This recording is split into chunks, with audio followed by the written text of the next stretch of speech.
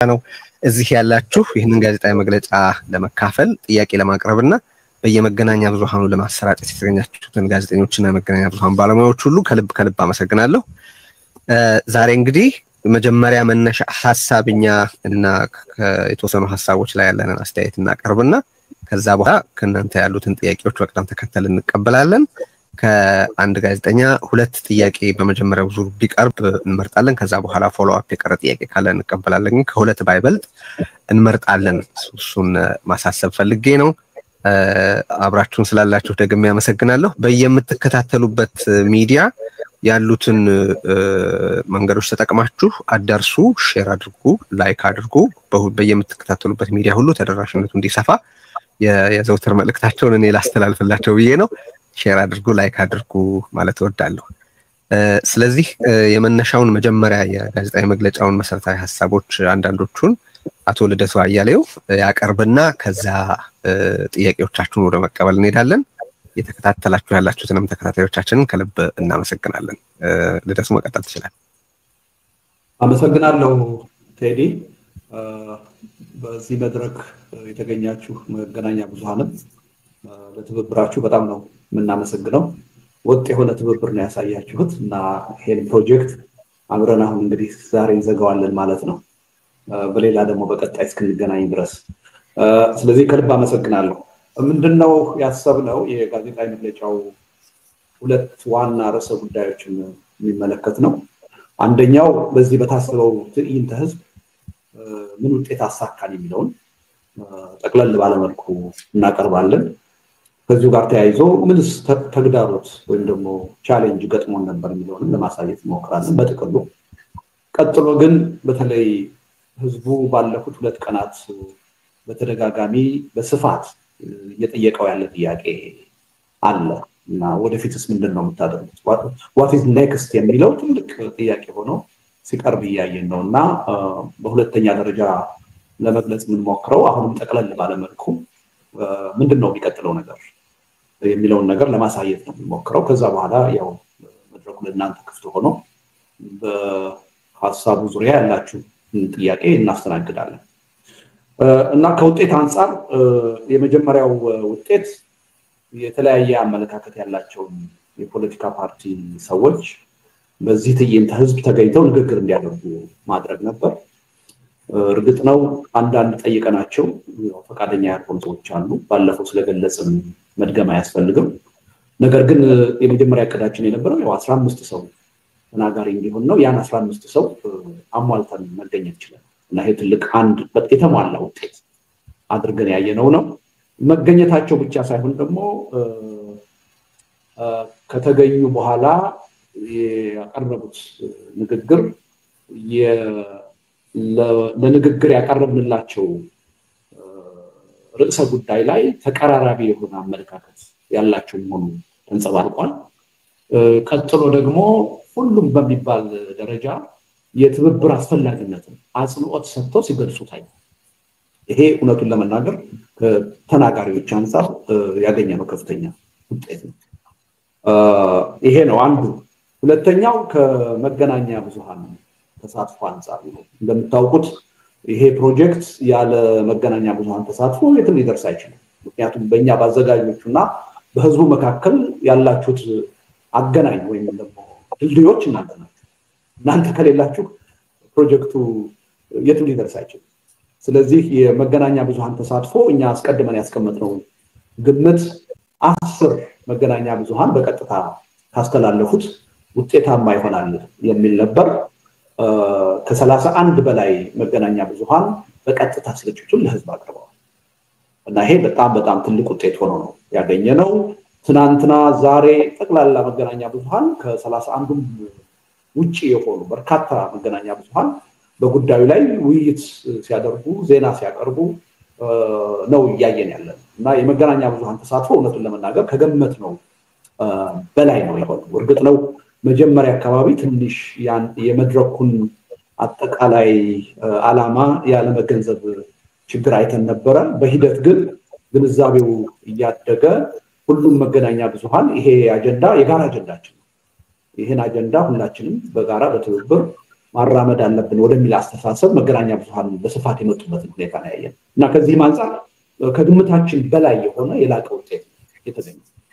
ሶስተኛው ከህዝብ ተሳትፎ አንፃር ያው እንደምታውቁት ቢያንስ 100,000 ህዝብ በዩቲዩብ እና በራምብል በቀጥታ የሚከታተለው ትዕይንተ ህዝብ ይሆናል ብለን ነበር ግምት ያስቀመጥነው።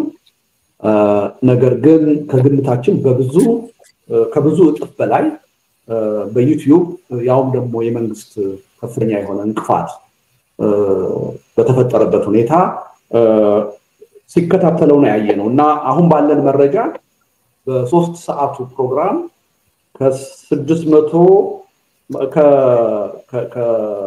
ከ850 እስከ 1 ሚሊዮን የሚጠጋ ህዝብ በቀጥታ ተከታትሏል እና ምናልባት ለአንዳንድ ሰዎች እንዴት ይሄን ያህል ሊሆን ይችላል የሚል ግርታ እንዳይፈጥር አንድ ምሳሌ ብጠቅስላችሁ ጥሩ ነው። በሪዮት ሚዲያ ብቻ ልክ የ3 ሰዓቱ ፕሮግራም ሲጠናቀቅ 295 አካባቢ ኦልሞስት 300 ሺህ ሰው ተከታተለ በአንድ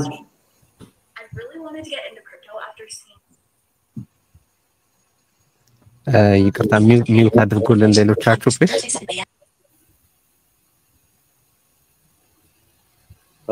በአንድ መገናኛ ብዙሃን ብቻ ከ31 ማለት ነው እንግዲህ በአንዱ ብቻ ኦልሞስት 300,000 ህዝብ ተከታተለ እና የሁሉንም አግኝተናልን ባንል በአጠቃላይ ራፍሊ በወሰድነው ግምት ከ850,000 እስከ 1 ሚሊዮን የሚሆን ህዝብ ተከታትሎታል በቀጥታ ማለታችን ነው። ከዛ ውጪ በፌስቡክ እና በ3 ሳተላይት ቴሌቪዥኖች አገር ቤት ተላልፏል።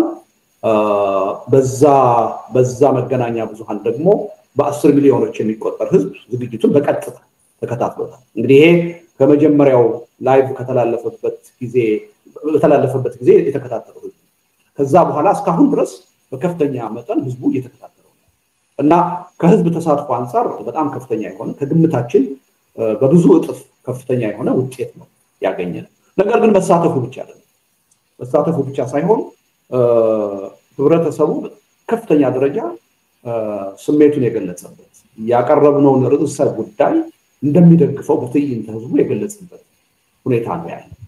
ደግሞ የተቃዋሚ የፖለቲካ ኃይሎች በዚህ መጠን በዚህ መድረክ ላይ በጋራ መገኘታቸው በጣም ያስደሰተው መሆኑን ህብረተሰቡ ገልጿል። በተለይም ደግሞ የቀረቡት የፖለቲካ ኃይሎች የመተባበር ስሜትና በጋራ አጀንዳ ትግሉን የመምራት ፍላጎት ማሳየታቸው ለህዝቡ በጣም ከፍተኛ የሆነ ተስፋ የፈጠረ ጉዳይ ሆኖ ነው ያለው እና ከህዝብ ተሳትፎ አንፃር በጣም ከፍተኛ የሆነ ውጤት ነው የተገኘው። ሌላው በዚህ የታየውና የተገኘው ውጤት ምንድነው? አገዛዙ በአፈና የህዝቡን ተቃውሞና ትግል ሊያስቀረው እንደማይችል በግልጽ ማሳየት ይችላል። ተጨባጭ በሆነ ሁኔታ አፍነህ ልታስቀረው አትችልም የህዝቡን ትግል የሚለውን መልእክት በደንብ ልናሳይ እንችላለን። መንግስት ከወሰዳቸው ተግባራዊ እንቅስቃሴዎች ይሄን የተረዳችሁ ይመስለናል።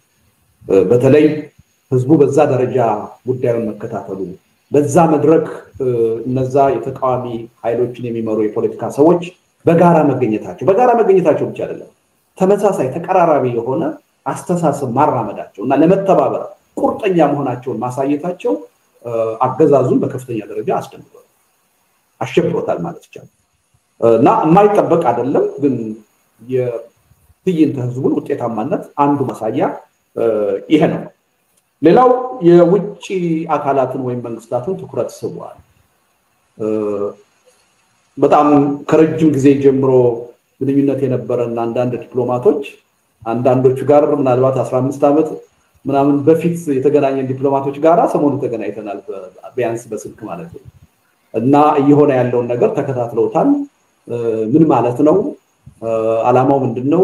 ወዴት ነው ይሄ የሚወስደው? ምን አስባችሁ ነው የሚል ጥያቄ ከዲፕሎማቶች እየቀረበ እና ይሄ በከፍተኛ ደረጃ የዓለም አቀፉን ህብረተሰብም ትኩረት የሳበ መሆኑን ተረድተናል። በነገራችን ላይ የገለጽን ይመስለኛል ዝግጅቱ እንደሚካሄድ ትዕይንተ ህዝቡ እንደሚካሄድ ከስቴት ዲፓርትመንት ጀምሮ ሌሎች አካላት እንዲያውቁት አድርገን ነበር በደብዳቤ እና ተከታትለውታል። ትልቅ ትኩረት ስቧል። ይሄም ትልቅ ውጤት ነው ማለት ይቻላል። እንግዲህ መቼስ አንድ ነገር 100% ውጤታማ ነው ሊባል አይችልም። ተግዳሮቶች ነበሩ ማለት ይቻላል ለወደፊቱ ትምህርት የሚሆኑ አንደኛው እንደው መሰረታዊ ሊባል የሚችለው የትዕይንተ ህዝቡን ወይም የዚህ መድረክ ዓላማ በደንብ አለመረዳት በስፋት ታይቷል ሚስ አንደርስታንዲንግ ልንለው እንችላለን በስፋት ታይቷል ይሄ ቀላል አልነበረም እና ከዚህ አለመረዳት በመነሳት በተለያዩ ወገኖች በተለይ በአዘጋጆቹና በፖለቲካ መሪዎቹ ላይ ተገቢ ያልሆኑ ትችቶች ሲቀርቡ ሰምተናል ይሄ የመጀመሪያ መድረክ ነው አይተበቅም ሊባል አይችልም ግን በጣም ሰፋ ያለ አለመረዳት አይተናል የዚህ መድረክ ሚና ይሄ ትዕይንተ ህዝብ መሆኑን ባለመገንዘብ እንደ የውይይት መድረክ እንደ የድርድር መድረክ ወይም የእርቅ መድረክ ወይም ደግሞ የጋራ አንድነት የመፍጠሪያ መድረክ አድርጎ የማየትና ይሄ ጉድለት ነበረው ብሎ ለመተቸት የመሞከር ሁኔታ በብዙ ወገኖች አይተናል እና ይሄ እውነቱን ለመናገር ምናልባት ከኛ በአግባቡ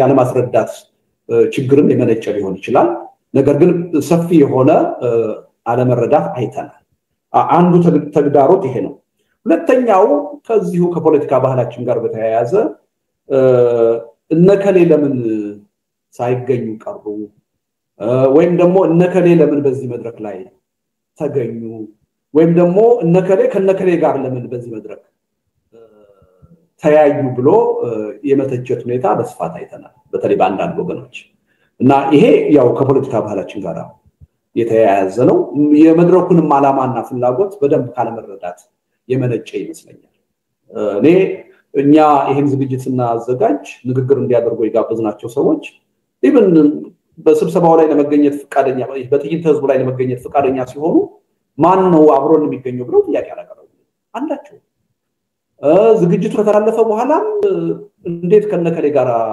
አቀረባችሁን ብለው ወቀሳ ወይም ቅሬታ ያቀርቡ የለም እና የፖለቲካ ኃይሎቹ በጣም ጥርት ያለ አመለካከት ኖሯቸው ነው የቀረቡት ነገር ግን ከነሱ ውጪ ያሉ የህብረተሰብ ክፍሎች የመድረኩን ዓላማ ትዕይንተ ህዝብ መሆኑን ካለመረዳት የተለያዩ ጥያቄዎች ሲያነሱ ከጥያቄም አልፈው ተቃውሞና ወቀሳ ሲያሰሙ አይተናል የማይጠበቅ አይደለም የሚጠበቅ ነው ግን ካለመረዳት የመነጨ ነው የሚል እንዳንድ ተግዳሮት አይተናዋል ሌላው ያው የሚጠበቅ ነው አገዛዙ በፕሮፓጋንዳና በአፈና ለማደናቀፍ ሙከራ አድርጓል ኢንተርኔት ዘግቷል አንዳንድ ቦታ መብራት አጥፍቷል የጠቅላይ ሚኒስትሩ ቃለ መጠይቅ በዛ ሰዓት እንዲተላለፍ አድርጓል ብዙ ነገሮችን አድርጓል ከዛ በኋላ ደግሞ በረዳቶቹ ወይ በደጋፊ ሚዲያዎቹ የዚህን መድረክ ዓላማ ለማጠልሸት አዛብቶ ለማቅረብ ከፍተኛ ጥረት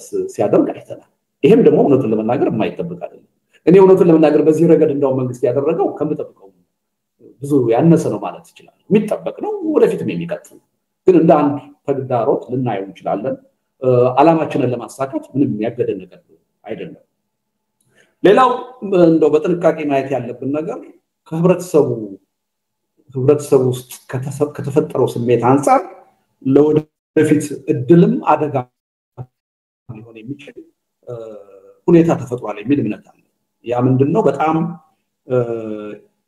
የተጋነነ የውጤት ጥበቃ ወይም ደግሞ ኤክስፔክቴሽን እንዳይፈጠር ስጋት አለ ህብረተሰቡ ይሄ መድረክ አስደስቶታል ከዚህ በኋላ ምንድነው የምታደርጉት የሚለው ነገር በጉጉት እየጠበቀ ነው መታገል ይፈልጋል ለውጥ እንዲመጣ ይፈልጋል ይሄ ተነሳሽነት ተፈጥሯል ቀላል አይደለም አንዱ በዚህ መድረክ ያገኘነው ውጤት ምንድነው ወደፊት ለምናስበው ሰላማዊ የህዝባዊ ቢተኝነት ትግል በህዝቡ ውስጥ ከፍተኛ የሆነ ተነሳሽነት ተፈጥሯል ይሄ እድል ይሄ ስኬት ነው በተመሳሳይ ሁኔታ ደግሞ እንዲህ አይነት ስሜቶች ሲፈጠሩ ነገሮች በአግባቡ ካልተያዙ እና ከነባራዊ ሁኔታው ደግሞ በጣም የራቀ ጥበቃ ሲኖር አደጋም ማለት እና ይሄን በሚዛን ማየት አስፈላጊ ይመስለኛል ኋላ ላይ ምን አስባችኋል የሚለውን ጥያቄ ለመመለስ ስንሞክር እናሳያለን የህብረተሰቡ መነሳሳት ሞመንተሙ መቀጠሉ ተገቢ ሆኖ ግን ደግሞ በጣም ባጭር ጊዜ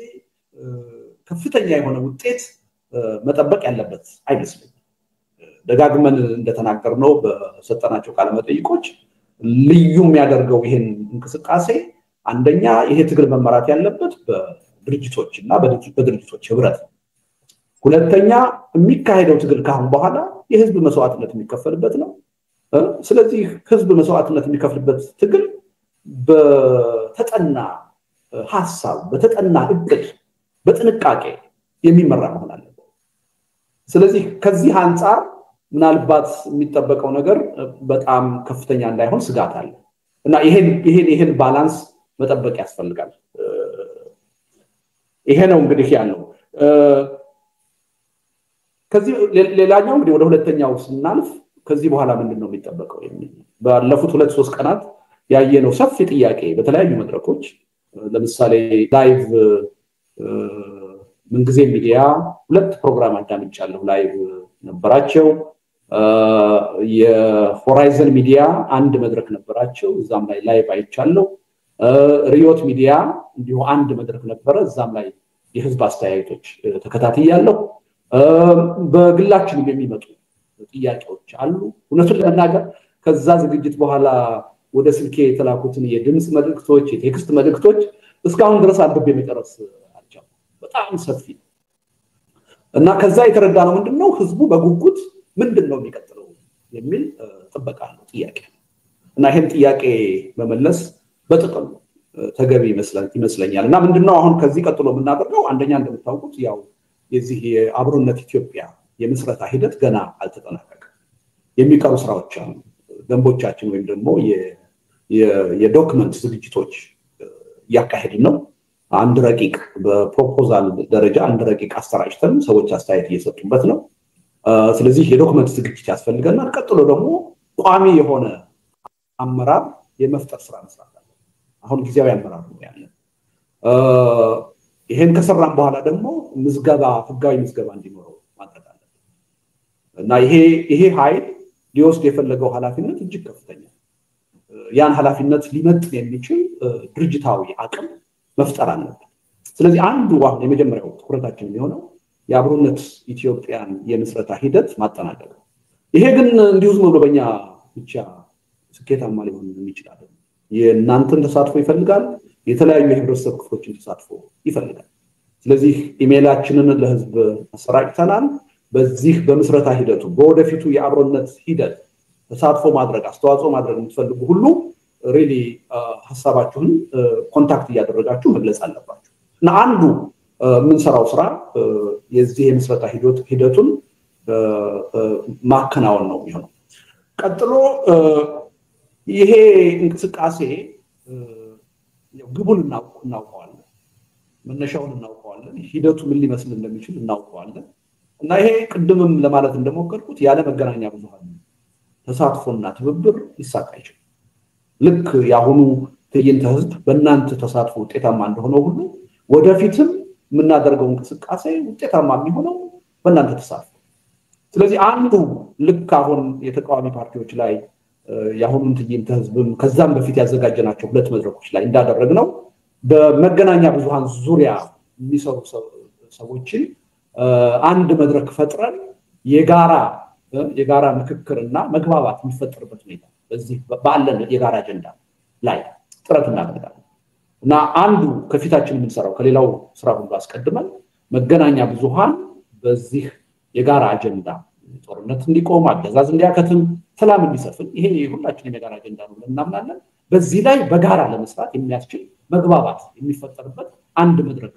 ለማዘጋጀት እናስባለን እሱ ቀዳሚ ነው ሁለተኛው የፖለቲካ ፓርቲዎች ሚዲያዎች ብቻ የኢትዮጵያን ህዝብ ትግል የት እንዲያደርሱታቸው ስለዚህ የሲቪክ ማህበራት እንዲሁ አንድ የመሰባሰቢያ መድረክ ፈጥረን የሃይማኖት ድርጅቶች የሰብአዊ መብት ተሟጋቾች እና ታዋቂ አክቲቪስቶች በተለያየ ጉዳይ ህብረተሰቡን ይመራሉ ብለን የምናምንባቸው የሙያ ማህበራት እነዚህ ሁሉ የሚሰባሰቡበትና በዚሁ በአጀንዳው ላይ መግባባት የሚፈጥሩበት አንድ መድረክ የመፍጠር ፍላጎት አለ ስለዚህ ሁለተኛው እሱ ይሆናል ሶስተኛው እና ሁላችሁም የምትጠብቁት ይሄ የተቃዋሚ ፓርቲዎቹ አሁን አንዳንድ ሰዎች የበቀደሙን ትዕይንተ ህዝብ ልክ አንድ አይነት ስምምነት ላይ ተደርሶ እንደሚወጣ አድርገው ያሰቡት ነበር በስተት ማለት ነው እኛ ሰዎቹን የጋበዝናቸው ያላቸውን አቋም በርዕሰ ጉዳዩ ላይ ለህዝብ እንዲገልጹ እንጂ ሌላ መስፈርት አስቀምጠን አይደለም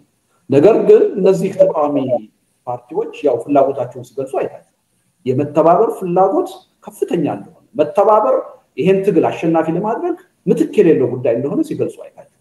ስለዚህ ወደዚህ ተጨባጭ መተባበር እነዚህ ተቃዋሚ ኃይሎች ሊገቡ የሚችሉበት ስራ እንሰራለን። ተከታታይ መድረኮች ይፈጠራሉ። ከዚህ ቀደም አብሮነት 12 የፖለቲካ ፓርቲዎችን አነጋግሮ ቀጠሮ ይዘን ነው የተለያየ በሂደት ምንግባባባቸው አቋሞችን ለይተን አይተናል።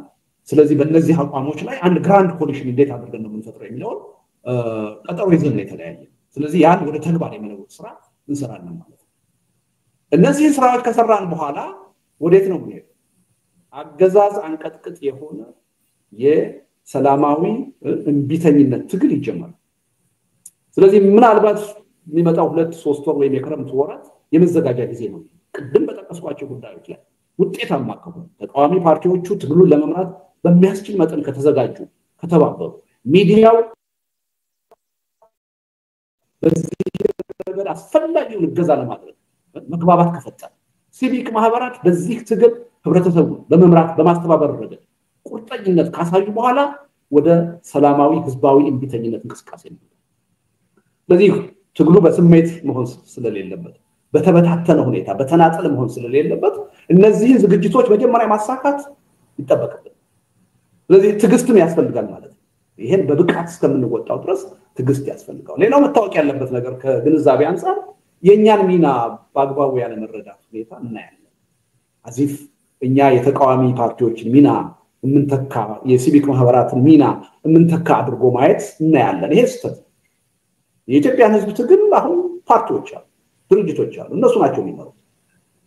ዋናዎቹ መሪዎች እነሱ ናቸው። እኛ ምንድነው የምናደርገው? መድረክ ነው የምንፈጥረው። አንዳንድ ጊዜ ሲያስፈልግ ያው መነሻ የሚሆን አጀንዳ እናቀርባለን። ወሳኞቹ ግን እነሱ ናቸው። አጀንዳውን ሊቀበሉት ላይቀበሉት ይችላሉ፣ ሊያሻሽሉት ይችላሉ፣ ከራሳቸው ሊያመነጩ ይችላሉ። ነገር ግን የኛ ሚና ይሄ ትግል እንዴት ይተባባል፣ እንዴት መድረክ እንፍጠር፣ የፖለቲካ ኃይሎቹንና ሚዲያውን የፖለቲካ ኃይሎቹንና ህዝቡን በትግሉ ተሳታፊ የሚሆኑ ስቴክሆልደሮችን እንዴት እናገናኛቸው፣ እንዴት እናቀናጃቸው የሚለው ላይ ነው እንጂ የኛ ስራ የሚዲያውንም አይተካም፣ የሲቪክ ማህበራቱንም አይተካም፣ የተቃዋሚ ፓርቲዎቹንም አይተካም። ስለዚህ ይሄ ግልጽ መሆናል። ለዚህ ነው አሁን ለምሳሌ እኛ የፖለቲካ ፓርቲ አይደለም። የምንሰራው ስራ ግን ፖለቲካዊ በፖለቲካ ድርጅትነት አንመዘገብም፣ ለፖለቲካ ስልጣን አንወዳደርም። ያ ማለት እንደ የአብሮነት ኢትዮጵያ ማለት ነው እንጂ እዛ ውስጥ ያለነው ግለሰቦች የተለያየ ድርጅት አባል ሆነው ይችላል፣ የተለያየ ፖለቲካ ተሳትፎ ሊኖረን ይችላል። እንደ የአብሮነት ኢትዮጵያ ግን አንድ ክፍተት አለ ብለን ነው የመጣው። ያን ክፍተት ለመሙላት የመጣው።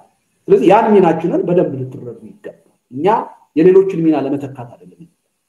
ያ ማለት ግን ተቃዋሚ ፓርቲዎች ኃላፊነታቸውን በአግባቡ ካልተወጡ ህዝቡን የማስተባበር የማታገል ኃላፊነት ወስዳለን። ለምርጫ እንወዳደር ማለት እንጂ ሰላማዊ ሰልፍ አንጠራም ማለት አይደለም። የተለያዩ የህዝብ መድረኮች አንጠራም ማለት አይደለም። እንችላለን አሁን ትናንት እንዳደረገው ማለት ነው። ግን በዋናነት ይሄን ኃላፊነት መውሰድ ያለባቸው ፓርቲዎቹ። እነዛ ፓርቲዎችም ወደዛ እንቅስቃሴ እንዲገቡ እኛ ምቹ ሁኔታ እንፈጥራለን። እና እኔ በዚህ ረገድ መረዳቱ ካለ የሚቀጥለው 2-3 ወር ወሳኝ ጊዜ ነው። ያለ እናንተ ትብብር ሊሆን የሚችል ነገር አይደለም። ህብረተሰቡ በተለያየ መንገድ ትብብር ማድረግ አለበት። ነገሮችን በትኩረትም በትግስትም መጠባበቅ አለበት። ብዙ ዋጋ ከፍለናል። ብዙ ህዝብ ህይወቱን ገብሮ ትልቅ መስዋዕትነት ከፍሎ ብዙ ትግሎች በኢትዮጵያ ታሪክ ተቆላሽተዋል፣ ተጠልፈዋል። ያን መጥፎ ታሪክ መድገም የለብንም። እያንዳንዱ የምንሄድበት መንገድ በጥንቃቄ ነው። ስለዚህ በጥንቃቄ ደግሞ እንመራዋለን ስንል ህብረተሰቡ ይሄን በደንብ መገንዘብ አለበት። አንዱ ይሄ ነው። ሁለተኛው ይሄን ስራ ስንሰራ ያው ከኢትዮጵያ የፖለቲካ ባህል ጋር በተያያዘ ከፍተኛ የሆነ ያሉባልታ ርብርብ እንደሚደረግ ጥርጥር የለውም። ይሄን ሰሞኑን እያያችሁት ይመስላል። እኔ ያው ታውቃላችሁ አመለካከቴ ብዙ ነገር ጽፌበታለሁ። የኢትዮጵያ የፖለቲካ ትግል ውስጥ አንዱ ትልቁ ከመንግስትም በላይ ትልቅ ተጽዕኖ ያለው አሉባልታ። ስለዚህ ይሄ ያሉባልታ ዘመቻ በከፍተኛ ደረጃ ይሄን እንቅስቃሴ በመናደር ኃይሎች ላይ መካሄዱ ይቀራል። ሪሊ በእኛ በኩል ፍላጎት የለንም። እዛ አሉባልታ ውስጥ እየገባን ምትርክ ውስጥ የመግባት ፍላጎት የለንም። ጊዜም ለመስጠት አንፈልግም። ግን በዚህ ረገድ መገናኛ ብዙሃን ትልቅ ሚና ያላችሁ ይመስላል። እንዲህ አይነት ጸረ ትግል ጸረ ህብረት እንቅስቃሴ የሚያደርጉ ኃይሎችን ለህዝብ በማጋለጥ ረገድ ትልቅ ሚና መጫወት የምትችሉ ይመስለኛል። ህዝቡ ራሱ እንደዚህ አይነት ኃይሎች ከእንዲህ አይነት ተግባራቸው እንዲቆጠቡ የራሱን እገዛ ማድረግ አለበት፣ የራሱን ተጽዕኖ መፍጠር አለበት። በእነሱ አሉባልታ ተጠምደን ስራ ከፈታን ይሄን ያሰብነውን ትልቅ ዓላማ ልናሳካው እንችላለን። ስለዚህ በሙሉ ትኩረታችን የህዝቡ ትግል ላይ አተኩረን እንድንሰራ ይሄ ያሉባልታ ዘመቻ በሚዲያ በህብረተሰቡ መመከት እኛ እዛ ውስጥ ከአቅማችን በላይ የሆነ ነገር ተፈጥሮ ለማብራራት ካልተገደድን በስተቀር እዛ ጨዋታ ውስጥ መግባት አንፈልግም። ትኩረታችን የትግሉ ሂደት ተጠናክሮ እንዴት ለውጤት ይበቃል በሚለው ላይ እና ይሄን ግንዛቤ ውስጥ ብታስገቡት ጥሩ ነው። ከመስከረም ጀምሮ ዝግጅታችንን ከጨረስን በኋላ ደግመን ደጋግመን እንዳልነው we are serious አገዛዙም እንዲረዳው እንፈልጋለን፣ ህዝቡም እንዲረዳው እንፈልጋለን። አገዛዝ አንቀጥቅጥ የሆነ ሰላማዊ የህዝብ እንቢተኝነት ይቀጣጠላል ኢትዮጵያ ውስጥ። ይሄ ትግል በኃላፊነት ስሜት እንዲመራ እንፈልጋለን። አስፈላጊውን ጥንቃቄና ዝግጅት እናደርጋለን። መንግስት ግን ይሄን ተረድቶ ከሰሞኑ የህዝብ ስሜት መውሰድ የሚገባውን ትምህርት በአግባቡ ወስዶ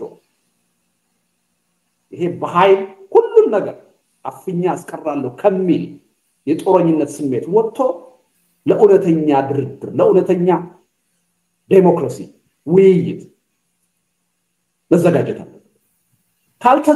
ካልተዘጋጀ በህዝብ ትግል ወደድም ጠላም እውነተኛ ድርድርን፣ እውነተኛ ሽግግርን እንዲቀበል ይገደዳል።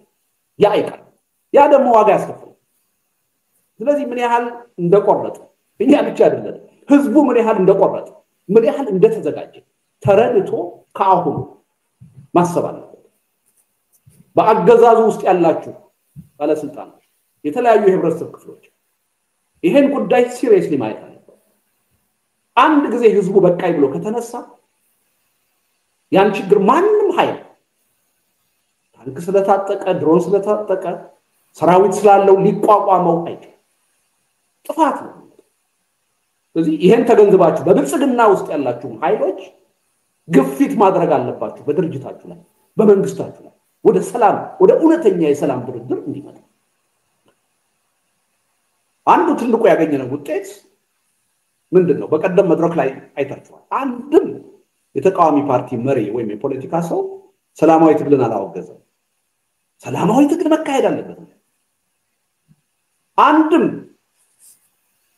የፖለቲካ መሪ አሁን ኢትዮጵያ ውስጥ ትጥቅ ትግል እያደረጉ ያሉ ኃይሎች ትክክል አይደሉም አላለ። በጠበንጃ የሚመጣ ዘላቂ ለውጥ ባይኖር ይሄን እንዲያደርጉ ያስገደዳቸው አገዛዙ ነው፣ መንግስት ነው። አማራጭ አጥተው ነው። ይሄ አስተሳሰብ መቀራረብ ቀላል ውጤት እንዳይመስላችሁ። እኔ አንዱ ስጋቴ ይሄን ያስተሳሰብ ጥራት እንዴት አድርገን ነው የምናመጣው የሚል ይሄ ግንዛቤ ተፈጥሯል። የበቀደሙ መድረክ ያሳየው ይሄ አገዛዙ ይሄ ዝም ብሎ እየወጣ አሁን ጥላሸት ለመቀባት የጥቂቶች ወይም ደግሞ የችግር ፈጣሪዎች እንቅስቃሴ አድርጎ ለማሳየት የሚያደርገው ሙከራ በደንብ ያስብበት። ከፊት ለፊቱ አደጋ እየመጣ እንደሆነ ይገንዘብ። ሙባረክን ማሰብ አለበት፣ ጋዳፊን ማሰብ አለበት። እኛ ወስነናል። እውነቱን እንገራችሁ እንቅልፍ የለንም ከዚህ ይሄን ነገር ሳናሳካ በጭራሽ። ስለዚህ ይሄን በደንብ ማጤን ያስፈልጋል። ትንሽ ያስረዘምኩ መሰለኝ ከይቅርታ ጋር። ምናልባት የረሳሁት የዘነጋሁት ነገር ካለ ቴዲ ልትረዳይ ትችላለህ። ከዛ ወደ ጥያቄና መልሱ እንሄዳለን። አመሰግናለሁ። እሺ፣ በጣም አመሰግናለሁ። የተወሰኑ ነጥቦች ላይ ነው አስተያየት መስጠት የፈለኩት። ከዛ ባጭሩ አደርገውና ወደ ጥያቄዎቻችሁ እንሄዳለን። አንዱ በውይይት ውስጥ በመጀመሪያ ደረጃ በጣም ሁላችሁንም ከልብ ማመስገን እወዳለሁ። በእውነቱ በዚህ ደረጃ ከአዘጋጆቹ ግምት ውጪ በሆነ መጠን ለህብረተሰቡ ይሄ ትዕይንተ ህዝብ ተደራሽ እንዲሆንና የትዕይንተ ህዝቡ ተካፋዮች አሁን ቀደም ሲል ልደቱ እንደጠቀሰው ሚሊዮንና ከዛ በላይ እንዲሆኑ ያላችሁ አስተዋጽኦ በምንም የሚተካ አይደለም። ለዚህ ትልቅ ምስጋናችንን እናቀርባለን። ይሄንን ስል ሁላችሁም የጉዳዩ ባለቤት ናችሁ፣ ምንም ጥያቄ የለውም። ግን ግዴታ መወጣትና ይሄንን ወቅታዊና አገራዊ ኃላፊነት አውቆ መንቀሳቀስም በራሱ ምስጋና የሚገባው ነገር ስለሆነ ነው እንጂ ጉዳዩ የሁላችሁም ነው ማለት ነው። አንዱ እንደው ሐሳቦች ሲነሳ አይቻሉ ሰው ጦርነት ይቆም፣ አገዛዝ ያብቃ፣ ሰላም ይምጣ ተብሎ ሲነሳ ሶስት አጽቆች ናቸው ያው እንደምታውቁትና በየራሳቸው ተነጥለው የሚቆሙ ይመስላል። ሰው በእኛ በኩል ስናስበው ነገሩን ጦርነት ይቁም፣ አገዛዝ ያብቃ፣ ሰላም ይምጣ እጅግ የተሰናሰሉ ነገሮች ናቸው። እርስ በርስ የተሰናሰሉ ናቸው። አንዱ ያለ አንዱ ትርጉም የላቸውም ሊባል ይችላል። ቅደም ተከተል አላቸው፣ ምንም ጥያቄ የለውም። ግን አንዱ ያለ አንዱ ወደፊትም ወደ ኋላም ብናረጋው ምንም የሚነጣጠሉ ነገሮች አይደሉም። ስለዚህ ርዕሱን ስንረዳው አንድ ጠበብ ባለመልኩ አሁን ካለው ወቅታዊ ሁኔታ አንፃርም መመልከታችን ትክክል ነው። አሁን ያለው ጦርነት ይቁም፣ አሁን ያለው አገዛዝ ያብቃ፣ አሁን የጠፋው ሰላም ይምጣ ማለት ተደርጎ መወሰዱም ትክክል ነው። ግን በአንጻሩም ከዛ ሰፋ ባለመልኩ ማናቸውም ጦርነት ይቁም ወይም አይደረግ፣ ማናቸውም አገዛዝ አይኑር ወይ በዜጎች ላይ አይጫን፣ በየትኛውም ጊዜ ሰላም አይጥፋ ማለትም ነው። ምክንያቱም ጦርነት የሚከሰተው በብዙ ሁኔታ ከሰላማዊ መንገዶች በሚዘጉበት ወቅት ነው። በብዕር መታገል ተስፋ የሚያስቆርጥ በሚሆንበት ጊዜ ነው ዜጎች ወደ ሌላ አማራጭ የሚሄዱት። ስለዚህ አሁን በወቅታዊነት አኳያ ካየነው ጦርነት ይቆማል፣ አገዛዝ ያበቃል፣ ሰላም ይመጣል ስንል የጦርነት መቆም ወደ አገዛዝ ወደሚያበቃበት ድርድር ይመራል፣ የአገዛዝ ማብቃት ደግሞ የተሟላና ዘላቂ ሰላም ያመጣል ማለታችን ነው። በአንጻሩም ጦርነት ወደ ኋላም ካያችሁት ሰላም ካለ ምንድነው ሰላም ከተመሰረተ አገዛዝ እስከሌለ ድረስ ነፃነት ካለ ሰላም አለ፣ ሰላም ካለ አገዛዝ የለም፣ አገዛዝ ከሌለ ጦርነት የለም ነው እያልንም ያለነው። ሶ ጠበብ ባለ አሁን ባለውም ሁኔታ መመልከት ትክክል ነው። በዛ ደረጃ የተሰጡ ሐሳቦች ግን መዋቅራዊነቱንና ዘላቂነቱንም እንድናየው ብዬ ነው የዚህን አስተያይ ማለት አስተያየቶች ሲሰጡ ስላየው እዛ ጋር ትንሽ የግልጽነት ችግር የተመለከቱ ስለመሰለኝ ነው። በመሪ ቃላችን ላይ የብልጽግና አገዛዝ ይወገድ ማለት ወይም የብልጽግና አገዛዝ ያብቃ ማለት ስንችል ያላልንበት ምክንያት አለ። ስፔሲፊካሊ ከዚህ አሁን ያለው አገዛዝ ማብቃት አለበት። ግፋዊ ነው፣ ጨፍጫፊ ነው፣ ምንም ጥያቄ ያለው አይመስለኝም አሁን ባለው ሁኔታ። ግን እዛ ላይ ብቻ የሚያቆም ወይ አንድ አሁን ያለው በህዝብ ላይ የተጫነው አገዛዝ ላይ ብቻ የሚያቆም አይደለም። ማናቸውም አገዛዝ አይኑር፣ የዜጎች ነፃነት የሆነ ማለት ኮንዲሽናል መሆን የለበትም ወይም ይሄኛው አገዛዝ አብቅቶ በሌላ አገዛዝ የመተካት ተደርጎ መወሰድ የለበትም ወይም በተለያየ ሁኔታ ስልጣን ይዘው ህብረተሰብ ላይ ግፍ የሚፈጽሙትን ሁሉ የሚመለከት ነው። እሱን ታሳቢ እንድናደርግ ፈልጌ ነው። አንዱ ነጥብ እሱ ነው። ሁለተኛ ቀደም ልደቱ ጠቅሶታል። ኦፍ ኮርስ ግን በአገዛዙ በኩል እየተሰጡ ያሉ ምላሾች አሉ። ያው አሁን ከዚህ በኋላ እናንተ ይሄንን ኃላፊነት ትወጡታላችሁ በሚል እምነት እዛ ውስጥ ያለ መግባት ፍላጎት ነው ያለን። ግን አሁን እዚህ ስለተገናኘንና ክላሪቲ ስለሚያስፈልግ ግልጽነት እንዲኖር ያክል ነው ማለሳው። ይሄ የዜጎች ስብስብ ነው ማለት በቃ ህዝባችን መሰቃየቱን ሁሉም በፈረቃም ሆነ በአንድ ጊዜ ግድያ እየደረሰበት የህልውና ፈተና የገጠመው መሆኑን በማወቅ ያ ያሳሰበን ያ ያስጨነቀን ዜጎች ስብስብ ብቻ ነው። አሁን በተለያዩ ሰዎች እገሌ የሚባለው አካል ነው ያሰባሰባቸው፣ እገሌ የሚባል ቡድን ነው አጀንዳ የሰጣቸው የሚሉና የመሳሰሉ የማጠልሸት ቅጥፈቶች አሉ። እነሱ ትክክል አይደሉም። ይሄ ቀደም ሲል እንደጠቀስኩት የህብረተሰባችን ሰቆቃ፣ የህብረተሰባችን አደጋ፣ የሁሉም ህብረተሰብ በጋራም በተናጠልም ያለ የህልውና ፈተና ያሳሰበን ዜጎች ኢኒሼቲቭ ነው። ከዛ ውጪ ምንም ሌላ ነገር የለውም። በዛ ላይ ይሄ ስራ የአደባባይ ስራ ነው። የተሰራውን ቅዳሜ ዕለት ተመልክታችሁታል። ቅዳሜ ዕለት የተመለከታችሁት ላይ አስተያየት ተመልክቻለሁ።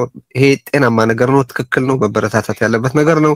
ግን ኦሬዲ በተመለከታችኋቸው በአደባባይ በተሰራ ስራ ላይ የተሰጠ አስተያየት ነውና የዜጎችና የዜጎች ስብስብ ነው። ለማለት ነው። የተከታታዮቹን ቁጥር በተመለከተ ቀደም ልደቱም አንስቶታል። ከጠበቅነው ካሰብነው በላይ ነው። እውነት ለመናገር በጣም ኮንሰርቫቲቭ ነበርን እኛ 100,000 የሚለውንም ቁጥር እንኳን ለመጥራት በራሳችን ላይ በቃ ከተሳካ ትልቅ ነገር ነው። ካልሆነም ደግሞ ጥረናል፣ በሚቀጥለው የተሻለ ስራ እንሰራለን ብለን እንላለን ብለን የወሰድነው ቁጥር ነው። አሁን ካለው አኳያ ግን በቃ ማለት የህዝቡን ዴስፐሬሽን የህዝቡን ተስፋ ፍለጋ በትክክል አሰስ እንዳላረግነው ሁሉ ነው እኔ የተገነዘብኩት በኔ በኩል። ማለት ያው ፕሌዘንትሊ ሰርፕራይዝድ መሆናችን ደስ የሚል ነገር ነው፣ ግን በትክክል አልተመለከትነውም ወይ በትክክል አልለካነውም ነበር ማለት ነው የሚል ነው የፈጠረብን ስሜት ማለት ነው። እሱ ትልቅ ደስ የሚያሰኝ ከረጅም ጊዜ በኋላ አይ ቲንክ ተስፋ ያደረግንበት አንድ አጋጣሚ ነው ብዬ አስባለሁ። ሁላችንም በጋራ የገጠመንን የህልውና ፈተና ለመሻገር የበኩላችንን ሁሉ ማድረግ ነው ያለብን። እዚህ ውስጥ ሁላችሁም አስተዋጽኦ ኖሯችኋል፣ አላችሁም፣ ወደፊትም ይኖራችኋል፣ ምንም አልጠራጠርም። እንግዲህ የመገናኛ ብዙሃን ቁጥሮቹን በተመለከተ እዚሁ እናንተው ስላላችሁ እናንተው ራሳችሁ ምስክር ናችሁ። ምክንያቱም ተከታታዮቻችሁንና የተከታታዮቻችሁን ተሳትፎ በሚገባ ታውቁታላችሁና እኛም መናገር አያስፈልገንም። ቁጥሩን ተቀብለን እኛ ያሰራጨነው ከናንተው ወስደን ነው። እኛም ጋር የነበረውንም አይተን ነውና እንዲህ አይነት አስተያየት በሚሰጥበት ጊዜ የራሳችሁን ስታቲስቲክስ መሰረት አድርጋችሁ መልስ መስጠት ትችላላችሁ ማለት ነው። አንድ በጣም ሲሪየስ ነገር ማንሳት ፈልጋለሁ። ኦፍ ኮርስ ከዚህ በፊት ያነሳኋቸው እንደዛ መሆናቸው እንደተጠበቀ ሆኖ ግን አሁን በአገዛዙ በኩል እና በአገዛዙ ልሳናት በኩል እየተሰጠ ያለው አንድ አስተያየት በዚህ መድረክ ላይ የተሳተፉ አንዳንድ ተወያዮች ላይ አደጋ የሚጥል አስተያየት እየተሰጠ ነው። በአንዳንዶቹ በኩል በእነዚህ በአገር ውስጥ ተሳታፊዎች ላይ ችግር የሚፈጥር በዚህ መድረክ መገኘታቸውን ክሪሚናላይዝ የሚያደርግ እንግዲህ አገዛዙ ራሱ የተጋበዘበት መድረክ ነው እንዳያችሁት። አገዛዙ ጭምር የተጋበዘበትን መድረክ በዚህ መድረክ ላይ የተካፈሉ በአገር ውስጥ ያሉ ፓርቲዎችን ክሪሚናላይዝ የማድረግ በአገዛዙ ልሳናት በኩል በአገዛዙ በአፍቃሪ አገዛዝ መገናኛ ብዙሃን በኩል እየተሰራጨ ያለ ነገር አለ። ይሄ በጣም አደገኛ ነገር ነው። በዚሁም አጋጣሚ መጥቀስ የምፈልገው እዚሁ አሜሪካ ቁጭ ብሎ የሆኑ መንግስታትን ተጠቅሞ በሆኑ ዜጎች ላይ ጥቃት እንዲፈጸም መጥራት በአሜሪካ ሕግ ወንጀል ነው። በኤፍቢአይ ኢንቨስቲጌት ሊደረግ የሚችል ዋጋ ሊያስከፍል የሚችል ተግባር መሆኑን መጥቀስ እወዳለሁ። የኤፍቢአይን ዌብሳይት ሄዳችሁ መመልከት ትችላላችሁ። ትራንስናሽናል ሪፕሬሽን ወንጀል ነው።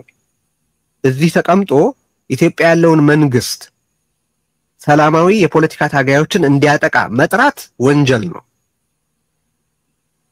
ማለት I cannot emphasize this enough።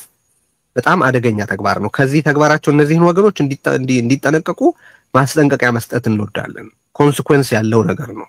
እዚህ ቁጭ ብሎ በየጊዜው ዜጎችን የሚገልና የሚያስር መንግስት በሰላማዊ ትግል ያሉ ህግ ተከትለው የሚንቀሳቀሱ የፖለቲካ ፓርቲ መሪዎችን ለአደጋ የሚጥል መልእክት ማስተላለፍ አደገኛ ውጤት ያለው ነገር ነው። ይሄንን እያደረጋችሁ ያላችሁ ወገኖች ሲሪየስሊ እንድታስቡበት ማስጠንቀቅ እወዳለሁ። ምክንያቱም እዚህ የተሟላ ነፃነት ያለበት አገር ቁጭ ተብሎ እዛ ያለውን መንግስት ክንድ ተጠቅሞ በዜጎች ላይ ጥቃት መሰንዘር ዋጋ የሌለው ነገር ተደርጎ መወሰድ ስለሌለበት ነው። በመጨረሻ ነጥብ ምንድነው? ልደቱ ቅድም ከዚህ በኋላ የሚካሄደው መድረክ የመገናኛ ብዙሃንን ያሰባሰበ እንዴት በጋራ አጀንዳዎች ላይ ተሰባስቦ መስራት እንደሚቻል የሚያሳይ እንደሚሆን ጠቅሶ ነበር። እዛ ላይ የምጨምረው አንድ ነገር ይሄ የሰብአዊ ክብር አንድ ዋና መገለጫ ሐሳብ የመግለጽ ነፃነት ነው እንደምታውቁትና ሐሳብ የመግለጽ ነፃነት እና የመገናኛ ፍሪደም ኦፍ ፕሬስ ዋና አንኳር ጭብጡ ይሆናል የዛ መድረክ። ስለዚህ ተናቦ ከመስራት በተጨማሪ ስለራሳቸው ስለመገናኛ ብዙሃን መብት ህልውናና አስፈላጊነት ነው ዋናው ጭብጡ የሚሆነው የዛው። ስለዚህ ነው ወይ እዛ ላይ ተናቦ ስለመስራትና ሌሎች ኮዞችን ፕሮሞት ስለማድረግ የምንነጋገርም ቢሆን በራሳቸው በመገናኛ ብዙሃኑ ነፃነትና ህልውና ላይ ጭምር እንደምንነጋገር መግለጽ እወዳለሁ። ከዚሁም አጋጣሚ ጋዜጠኛ ተስፋለም መታሰሩን ሰምተናል። በዚህ በጣም ማዘናችንና እጅግ እንደሚያሳስበን መግለጽ እንወዳለን። እነዚህን ነጥቦች ነው ማስታወስ የፈለኩት። ከዚህ በኋላ ወደ ጥያቄና መልሳችን እንሻገራለን። እንዳልኩት ሁለት ጥያቄ ማንሳት ትችላላችሁ። አጠር ያደረጋችሁ ጥያቄዎቻችሁን ብታቀርቡ ደግሞ ቶሎ ቶሎ ምላሽ ለመስጠት ይመቸናል። እዚህ ላይ እንደምመለከተው ከላይ ጀምሬ ወደ ታች ሄዳለሁ። ከላይ የምመለከተው አሸናፊ ነው ከኦርቢት ሚዲያ። ሁለት ጥያቄዎች ማቅረብ ትችላል።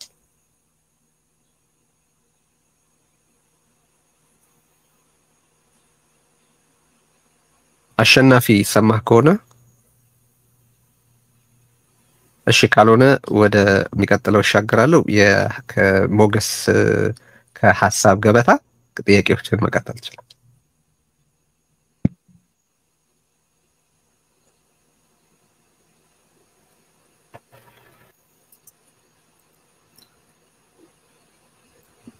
አሁን ይሰማል መሰለኝ፣ ሚውት ነበረ። አካሄድ ነበረ። ጥያቄ ብቻ ነው ወይስ አስተያየትም ባጭሩ መስጠት እንችላለን የሚል ነበረ። ምክንያቱም ኢንትሮዳክሽን ላይም አሁንም ጥያቄ ብቻኛ እንደምናቀርብና የታዘብነውን ነገር አስተያየት መስጠት የማንችል መስሎኝ ስለታየኝ ነው እና ምናልባት በምን መልኩ አኮሞዴት ታደርጉታላችሁ? ምናልባት እንትን ጥያቄ አቀርበውልኝ ነበረና አንተም እንትን ላይ እያቀረብክ ስለነበረ ቴክስት ልኬ ያየሁ አይመስለኝም እና ዋናው ዝግጅት ፕሬስ ኮንፈረንስ ነው። ጥያቄ ነው የሚፈቀደው፣ ግን እንዳው ከሁኔታው አዲስነት እና የተለየ መሆን አንፃር ሪፍሌክት ማድረግ እንፈልጋለን የምትሉ ካላችሁ በጣም ባጭሩ ማለት ነው አስተያየቱን ትሰጡ ትችላላችሁ። ግን ዋናው ጥያቄ ማቅረብ ስለሆነ ከዛ ባቶች ጋዜጣዊ መግለጫ ነው። ግን አስተያየቶቻችሁን በጥያቄው መልክ ማቅረብ ትችላላችሁ። ግን እንደተባለው አጠር አድርጋችሁ አስተያየቶቻችሁን ማቅረብ ትችላላችሁ። ቀጥል። እሺ፣ አመሰግናለሁ ሁላችሁንም። በቅድሚያ በተደረገው ትዕይንተ ህዝብ ከተጠበቀው በላይ እንዳላችሁም በርካታ ሰዎች ሰልፉ ላይ ቨርቹዋል ሰልፍ ላይ በመገኘቱ ይህንን ዝግጅት ከመጀመሪያው አንስታችሁ ላስተባበራችሁ እንዲሁም ደግሞ ሌሎችም እኛም የተባበርነውንም እያመሰገንኩኝ እንኳን ደስ ያላችሁ እንዳይባል ያው የጋራ ጉዳይ ስለሆነ ሪዘርቭ አደርገዋለሁ። አንዱ ከወደድኩት ነገር ምናልባት እውቅና መስጠት የምፈልገው 5 ሰዓት ነበር ያያዝኩት ባለፈው እና 5 ሰዓት እንቆያለን ብዬ ነበረ። በ4 ሰዓት ሳናልፍ ነው ያለቀው። እሱም ታይም ማኔጅመንት በጣም ፐርፌክት መሆኑን የሚያሳይ ነው እና ታይም ማኔጅመንት ላይ አወያዩ የወሰደው አካሄድና ፍሰት ጥሩ ስለነበረ እሱንም ማድነቅም ተገቢ ስለሆነ በዛ መልኩ አይቻለሁ። 1 ሰዓት ሴቭ አድርጌያለሁ በእኔ በኩል። 5 ሰዓት ነበረ ፕላስ ኦር ማይነስ አድርጌ ያዝኩት። ጥሩ እንደነበረ እሱም የሚያሳይ ነው። ወደ ይዘቱ እገባለሁ። ይሄንን ካልኩኝ 1-2 ሪማርክ ባጭሩ እሰጥና ወደ ጥያቄ እገባለሁ። የመጀመሪያው ቅድም ቴዲም እንዲሁም ደግሞ ልደቱም ስታብራሩ በነበረው ላይ የሶስቱ አጀንዳዎች ተቀርጸው እኛም ስናስተዋውቅ በነበረበት ጊዜ የዛ አጭር ቪዲዮ ላይ የሚለው ዓላማው የአገዛዙን የጦረኝነት ፖሊሲ መቃወም ነው ይላል ገና መግቢያ ላይ እና ስለዚህ አገዛዙን አልፈረጅንም የሚለው ላይ ምናልባት እዛ ቪዲዮ ላይ የተሰጡ ሰዎችም አሉ። እኔ ጋር አገዛዙን ፈርጃችሁ በይፋ ዓላማችሁም የአገዛዝን ጦረኝነትን ለመቃወም እየጠራችሁ በሌላ መልኩ ግን አገዛዝነትን ነው እንጂ የኛውን አገዛዝ ፓርቲኩላርሊ ለመቃወም አይደለም ዝግጅቱን ያዘጋጀ ነው ማለት እርስ በራሱ ይጋጫል የሚል ነገር ስላየው እንደ ሪማርክ ለማስቀመጥ ነው የደረሰኝን ማለት ነው። ያን ቪዲዮ ነው ፖይንት አውት እያደረጉ ማስታወቂያውን ሲናገሩ የነበረው። ሁለተኛው ከሜትሪክስ ጋር ተያይዞ አንዳንድ ኮንፊውዥኖች አሉና በእኔ በኩል እኔ የማውቀው ልናገርና እናንተም ተጨምሩበታላችሁ። እንዳልኩት ይሄ ሪማርክ ነው ስታይት ነውና የላይቭ ቪው እኮ ጥቂት ሰዎች ናቸው ያሉትና ብዙ ሺዎች 600 ሺህ 800 ሺህ የሚሉት ትክክል አይደለም የሚሉት ፖሲብሊ ላይቭ ቪወርስ እና የኮንከረንት ላይቭ ቪውን ኮንፊውዝ ስላደረጉ ይመስለኛል። ላይቭ ቪው የተባለው ቶታል ነምበር ኦፍ ቪወርስ ማለት ነው። አንድ ላይ ተደምሮ እየገባም እየወጣም ፕሮግራሙ ሲያልቅ የሚያሳየው ነውና እያንዳንዱ ሰው ውስጥ ገብቶ ማየት ይችላል። ሌላው 300 ሰው እያየ ነው ላይቭ ማለት የታየ አንተን ያየ 300 ሰው ብቻ ነው ማለት አይደለም። ለዛ ነው 10,000 የሚሆነው ፕሮግራሙ ካለቀ በኋላና ያንን ሜትሪክስ በደንብ ያወቁ አይመስለኝምና ምንም አልተሳካላቸውም የሚል ከግራም ከቀኝም እየቀረበ ስለነበረ የቶታል ላይ ነምበር ኦፍ ላይቭ ቪው እና የኮንከረንት ቪውወርስ ለምሳሌ 2000 ሰው ኮንከረንትሊ ወይ 1500 ሰው እያየ ከሆነ ያንን ነው ሲወስዱ የነበረውና እሱ ላይ አንድ ስታት ሊስት ብዬ ነው ከዛ ያዘለለ አድቫንስድ አንደርስታንዲንግ ያላችሁ ሰዎችም እንዲጨምሩበት ነው ይሄንን ነው እንደ አልተሳካም ብለው እንደ ትልቅ ነገር ተወስደው መከራከሪያ ያቀረቡት ከዛ በመቀጠል እኔ አንድ የታዘብኩት ነገር ምንድነው ባክአፕ ፕላን ብናዘጋጅ ጥሩ ነበር ለምሳሌ ወደ ፌስቡክ የገባነው ላይቭ ያስተላለፍን በነበረበት ጊዜ ጃም ሲደረግ ወይም በከፊልና በሙሉ ዩቲዩብ ጃም ሲደረግ ነው ወደ ፌስቡክም ወደ ሳተላይትም መግባት የተጀመረውና የሳተላይቱን እንኳን ባላክ እኔ ወደ ፌስቡክ ኮኔክት አድርጌ ዩቲዩብ ላይ ከታየው በኦልሞስት 2-3 እጥፍ ነበር እዛ ላይ ሲታይ የነበረውና ለወደፊቱ እንደ ባክአፕ ፕላን የተለያዩ ሴናሪዮዎችን ማስቀመጥ ጥሩ ነው የሚል ነው ከኤክስፒሪየንስ አንፃር መናገር የሚችለው ጥያቄ የመጀመሪያው የውክልና መስፈርቱ ምንድነው የሚል ነው ሰዎች ሲጋበዙ አቶ ልደቱም ሊመልሱ ይችላሉ ይሄንን የውክልና መስፈርቱ ምንድነው ቢታወቅ እነኛ የተጋበዙ ሰዎች ለምሳሌ እኔ አንድ ኮንሰርን ስላለኝ ነው ኢትዮጵያ እንደ ኢንቲቲ ተወክላለች ብዬ አላስብም እኔ እንደሞገስ ኢትዮጵያ እዛ አልተወከለችም ግለሰቦች ወይ እንደ ፓርቲ ነው የተወከሉት ወይ እንደ ታዋቂ ግለሰቦች ነው የተወከሉት ፖለቲካ ፓርቲ ወክለው ወይ በሌላ መልኩ ነው እንጂ እንደ ካምፕ ኢትዮጵያ እንደ ኢንቲቲ ሆና ተወክላለች ብዬ አላስብም አዘጋጆቹ እዚሁ ስለማገቡ ነው ስለዚህ አቶ ልደቱ ኢትዮጵያ ወክሎ ወይ መከለተ ኢትዮጵያ ወክሎ ብዬ መናገር ስለማልችል ውክልና ላይ ኢትዮጵያ እንደ ኢንቲቲ ተወክላለች ብዬ አላስብም ሰብ ኢንቲቲዎች ናቸው የቀረቡት በተለያዩ መልኩና ምናልባት ተሳስቼ ከሆነ እሱን በማብራሪያው ስለሚጨምርበት ነው አንዱ ይሄ ነው ሁለተኛው አብሮነት የህዝባዊ ቢተኝነት መሪ ሆኖ ይቀጥላሉ ወይ የሚል ነው ቅድም ልደቱ ማብራሪያ ሲሰጥ ከመስከረም ቀጥሎ ከፍተኛ የተጠናከረና የተናበበ ህዝባዊ ቢተኝነት እንደሚቀጥል ሲናገር የሰማው ስለመሰለኝ ነውና ስለዚህ አብሮነት የህዝባዊ ቢተኝነት ውስጥ ይሳተፋል እንደዛ ከሆነ በቀጥታ የፖለቲካ ጉዳዮች ላይ ይሳተፋል ማለት ነው እሱ በደንብ ግልጽ ቢሆን ጥሩ ነው ብዬ ነው የማስበው እሺ በመጨረሻ ሚሊዮኖች የሚለው በምን ተመዘው ነው የሚለውን ላቀርብ ስለዚህ አንዱ በተው ትችላላችሁ በጥያቄ ውስጥ ይሄኛው የመጨረሻው ግን ቢያዝልኝ ይፈልጋለሁ ተቀራራቢ መልእክት ነው ቀደም ብላልና ልደቱ በዚሁ ፕሬስ ሪሊዝ ላይ ተቀራራቢ መልእክት ስንል ለምሳሌ ጦርነት ይብቃ በሚለው ጉዳይ ላይ ጦርነት በፍጹም ልናቆም አንችልም የሚሉ ሰዎች ነበሩ ለሰዎችና የወላ ለምሳሌ ተወካይ አዳምጫዋለሁ ጦርነት ሊቆም አይችልም ነው ያለው ባልበቃ እና ሌሎቹም በዛ መልኩ ተናግረው እንዴት ነው ተቀራራቢ መልእክት ነው በይዘት ደረጃ ልንል የምንችለው የሚለው ነው በምን መልኩ እንዳያችሁት እንደመዘናችሁት ብታብራራልኝ ነው ስለዚህ ሁለቱም መርጠ ማብራሪያ መስጠት ይችላል ልደቱ ጥያቄ አብስቼ ከሆነ ሌሎቹ ሪማርክ ናቸው እሺ አመሰግናለሁ ሞገስ ሌሎቻችሁ አንደኛ አስተያየቶቻችሁን አጠር አድርጉልን ለታይም ማኔጅመንት እንዲመቸን ሁለተኛ ጥያቄዎቻችሁንም እንደዚሁ ሁለት ብቻ አድርጉልን ጥያቄዎቹን ፕሪሳይዝ አድርጋችሁ አቅርቡልን ለማለት ነው ቀጥሎ ከምንጊዜ ሚዲያ ርዕዮት አለሙ ጥያቄሽን ቀጥይ ከዛ ሁለት ጥያቄ ካቀረባችሁ በኋላ እየመለስን ብንሄድ የሚሻል መሰለኝ ሳይሆንና የሁለታችሁን አራት ጥያቄ እየመለስን ብንሄድ ይሻላል የሚል አስተያየት አለኝ እሺ ቀጥይ አሸናፊ እንዳትረሳው ተቋርጦበት ነው ቅድም እሺ ርዕዮት ችግር የለም ይደርሳል ርዕዮት ተቀጥልና እሺ አመሰግናለሁ እንግዲህ የቴክኒክ ችግር ገጥሞን ነበርና አልነበርኩኝም የተወሰነ ደቂቃ ስለዚህ ምናልባት ማነሳው ነገር የተነሳ ከሆነ ይቅርታ ማለት ፈልጋለሁ ኮዲው አንድ ጥያቄ ነው የሚኖረኝ ወይ ወደ በኋላ እመለሳለሁኝ እንግዲህ የተግዳሮት ጉዳይ ላይ ቅድም ልደቱ ስታነሳ የመድረኩን ዓላማ አለመረዳት ትዕይንተ ህዝብ አለመሆኑን አለመገንዘብ እያል ከዛ አካባቢ ጀምሮ ነበር የቋረጠው የነበረውና ምናልባት ነክተው ከሆነ አላቀም አንዳንዶቹ ጥያቄዎች ግን የመድረኩን ዓላማ አለመረዳት ሳይሆን አሁን ትዕይንተ ህዝብ ነው ይሄኛው ግን ከዛ በኋላ ቀጥሎ ዓላማ አለው ይሄ መድረክ የአብሮነት ኢትዮጵያ ዓላማ አለው እነዚህን ኃይሎች ይዞ ሊሰራ የሚፈልገው ፈቃደኛ ሆኑ ከተስማሙ ማለት ነው ስለዚህ እሱን በመረዳት ቀጥሎ ወዴት ሊሄድ ይችላል የሚለውን በመገመትም በመረዳትም ጭምር የሚሰጡ አስተያየቶች አሉ። እዚህ ጋር እንደማይቆም ትዕይንተ ህዝብ ጋር እንደማይቆም በመረዳትና አሁንም ከተሰጠው መግለጫም ግልጽ እንደሆነው እነዚህን ኃይሎች አስተባብሮ አንዳች የሆነ ፖለቲካዊ ትግል ማድረግ ይታሰባልና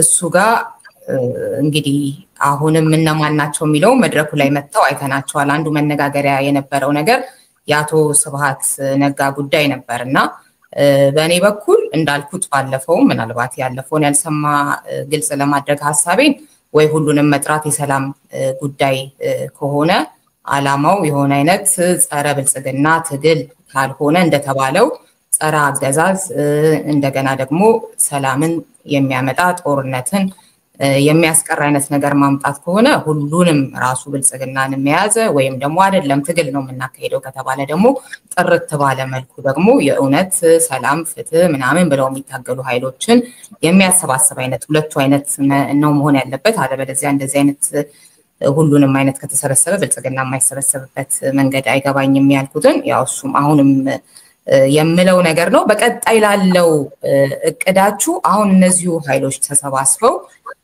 ጸረ ብልጽግና ትግል የሚያደርጉ ከሆነ ምንድነው የተናገሩትን ነገር ሰምተናቸዋል። አሁን ሞገስ እንዳለው የተለያየ አይነት ነገር ነው ልክ እንደያቋማቸው እንደየቆሙበት አይነት ነገር እንጂ እንደዚህ ተሰብስቦ አንድ ነገር የሚሆን ነገር በበኩሌ ከብልጽግና ተቃራኒ ከመሆናቸው ወይንም ደግሞ ብልጽግና እንቃወማለን ከማለታቸው ውጪ አንድ የጋራ የሚባል ነገር ብዙ አላየሁኝምና እሱ ምን ያህል ድረስ ሊያስኬድ ይችላል? ምን አይነት እውነተኛ የምትባለውን አይነት ሰላማዊት ጦርነት የሌለባት ዲሞክራሲያዊት ምናምን ኢትዮጵያን ሊያመጣ ይችላል በእነዚሁ ኃይል የሚለው ነገር የበለጠ ጥያቄ እንዲሆንብኝ ነውና የሆነው የአቶ ስብሃት ጉዳይን ደግሞ እንዳልኩት በእኔ በኩል ወይ ሁሉንም ማድረግ ወይንም ደግሞ ጠራ አድርጎ መሄድ ከሚለው ውጪ አላየውም። ግን ሰው ሲጠይቅ የነበረው ነገር የሆነ ዝም ብሎ ስም ከማጥፋቱ ከምናምኑ ውጪ እነዚሁ ኃይሎች ለዚህ ያበቁንን ኃይሎች አምጥቶ እንደገና እነሱን ለሰላም ሐሳብ ያላቸው አድርጎ ማቅረብ ኦኬ ለሰላም ሐሳብ ያላቸው አድርጎ ማቅረብ ወይንም ደግሞ መፍትሄ ሐሳብ እንዲያዋጡ ማድረግ ሀገራቸው ነው የትኞቹም ቢሆኑ ልክ ነው። ያ ከሆነ ብልጽግናም ሀገሩ ነው የሚል አይነት ነው። ግን ዓላማው የነበረው ቢያንስ በተግባር እሱ ስላልነበር የሰላም ጉዳይ ብቻ ስላልነበር እንደውም ዋናው ቀጥሎ የሚካሄድበት ነገር ስለነበር ቀጣዩ ላይ ጥያቄ የሚፈጥር ነገር ይኖራል እና ካመጣጡም ለምሳሌ እኔ እነ ዶክተር ደብረጽዮን ህወሓት ምናምን ያለ መሆኑን ያወቁበት ምክንያት ከጥርጣሬ ውጪ ያቺ ስትላክ ነው። ምንድነው ማስታወቂያው ላይ ዶክተር ደብረጽዮን እስክንድር እንዲህ አሉ። ከዛ ትዝ ይልሃል ልደቱ ስጠይቅህ የመጀመሪያው ላይ ምን አይነት ኃይሎች ናቸው ግን ዝም ብሎ የሆነ አንቲ ብልጽግና ብቻ አይነት ነገር ነው ነገሩ ወይስ እንዴት ነው? የመጀመሪያ ጥያቄ እነማን እንደሆኑ ያው አላውቅም። ብዙዎቹም እንደዛ ይመስሉኛል። ሁለተኛው ላይ ስንወያይ ያን ማስታወቂያ ስላየሁኝ ከዛ ጠየቁ ራሱ አሁን ለምሳሌ ህወሓት ራሱ የችግር ምናምን የሚል ማለት ነው። ከዛ ደግሞ ስንመጣ እዚህ ያው አቶ ስብሃትንም አየን ማለት ነው የዛን ቀን ላይቭ እና በእኔ በኩል ሁሉም ሀገራቸው ነው ይምጡ ብልጽግናም ጭግምር ወይንም ደግሞ አይ ትግል ነው የምናካሄደው ከተባለ ደግሞ የጠራ ነገር ከሁለቱ ውጪ በሆነ መንገድ የት ነው የሚደረሰው የሚለውን መዳረሻውን አሁንም ጥያቄ አይደለም ማስተያየት ነገር ነው ያለኝና አመሰግናለሁ። I think ቴዲ የሆነ ችግር ገጥሞታል መሰለኝ። እኔ ልቀበል ጥያቄ ቴዲ አለ ቴዲ እንዳለው ነው የማውቀው። ወጥተህ ነበር ፒክቸርህና ልቀማህ ነበር ስልጣንህን። እሺ ይሰማል አሁን አይደል? ይሰማል። እሺ አሸናፊ ጥያቄህን አቅርብና የሶስታችሁን መልሰን ወደሚቀጥሉት ጥያቄዎች እንሻገራለን። አሁንም ማሳስባለሁ አስተያየቶቻችሁንም ጥያቄዎቻችሁንም አጠር አድርጋችሁ አቅርቡልን ባካችሁ። ያው ጋዜጠኞች ስለሆናችሁ በደንብ ታውቁታላችሁ ብዬ ነው። ቀጥል አሸናፊ። Thank you very much።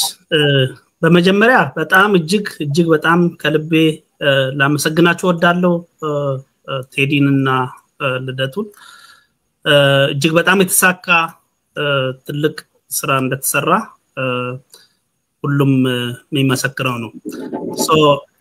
ባጭሩ ወደ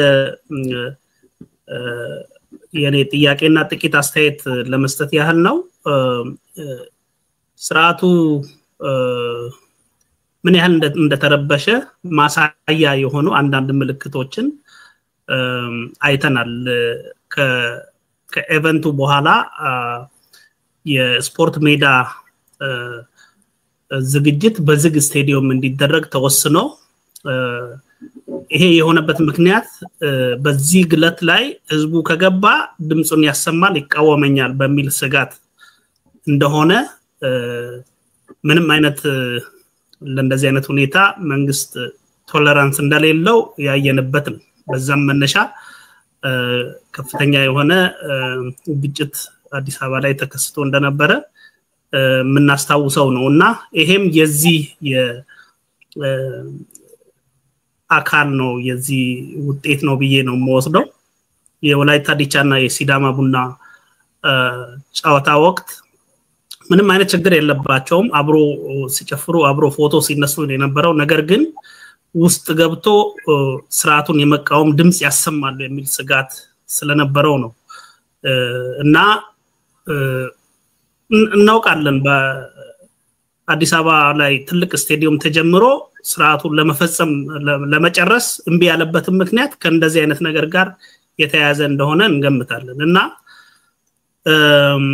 አብሮነት ጋር የአብሮነት ሚና ምናልባት ፓርቲዎች ቢያደርጉ ኖሮ ይሄንን መድረክ ያሳካሉ ወይ የሚለውን ነገር የትኛውን ፓርቲ ቢያስተባብር እንደዚህ አይነት መድረክ ማሳካት አይችልም። ምክንያቱም ፓርቲዎች ሁሉም ስርዓቱን የሚቃወሙ ቢሆኑም እንኳን እርስ በርስም ደግሞ ተወዳዳሪዎች ናቸውና አንዱ አንዱን ሊጠራ አንዱን ሊያስተባብር አይችልም።